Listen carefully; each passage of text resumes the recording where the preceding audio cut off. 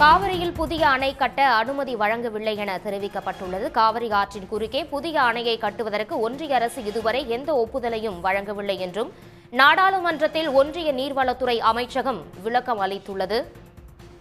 இது தொடர்பான முழு விவரங்களை செய்தியாளர் ராமகிருஷ்ணன் வழங்க கேட்கலாம். ராமகிருஷ்ணன், இது தொடர்பான முழு விவரம். அதாவது காவிரி ஆற்றின் குறுக்கே கர்நாடக அரசு தொடர்ந்து அணை கட்டும் முயற்சியில் ஈடுபட்டுக் கொண்டிருக்கிறது.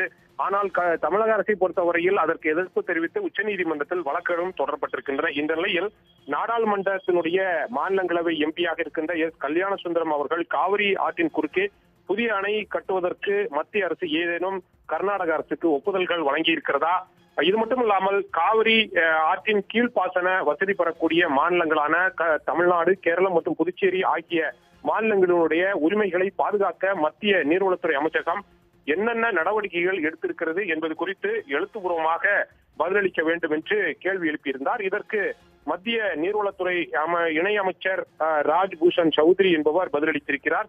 காவிரியின் கீழ்ப்பாசன பகுதி பெறக்கூடிய மாநிலங்களான தமிழ்நாடு, கேரளா மற்றும் புதுச்சேரி ஆகிய மாநிலங்களுடைய உரிமைகளை பாதுகாக்க நதிநீர் பங்கீடு சட்டத்தின் கீழ் 2018ஆம் ஆண்டு ஜூன் 1ஆம் தேதி காவிரி நீர் மேலாண்மை ஆணையம் என்பது உருவாக்கப்பட்டிருக்கிறது. அந்த ஆணையம் என்பது காவிரி நீர் சேமிப்பு, நீர் பங்கீடு, ஒழுங்குமுறை மற்றும் கட்டுப்பாடு உள்ளிட்ட பணிகளை மேற்கொள்வதாக தெரிவித்திருக்கிறார். மேலும் காவிரி ஆற்றின் குறுக்கே மேகதாது என்ற இடத்தில் கர்நாடக அரசு அணை கட்டுவதற்கு இதுவரை எந்த ஒப்புதலும் வழங்கவில்லை என்றும் மத்திய நீர்வளத்துறை இணையமைச்சர் தெரிவித்திருக்கிறார். இதை வைத்து பார்க்கும்போது ஏற்கனவே தமிழ்நாடு அரசு எதிர்ப்பு உச்சநீதிமன்றத்தில் வழக்கும் தொடரப்பட்டிருக்கிறது. கர்நாடக அரசுக்கும் கடிதங்களை எழுதியிருக்கின்ற நிலையில் மத்திய அரசு இது போன்ற ஒரு பதிலை அளித்திருப்பது காவிரியின் குறுக்கே தற்போதைய சூழ்நிலையில் அணை கட்டுவதற்கு எந்த நடவடிக்கையும் எடுக்கப்படவில்லை என்பது தெளிவாகி இருக்கிறது.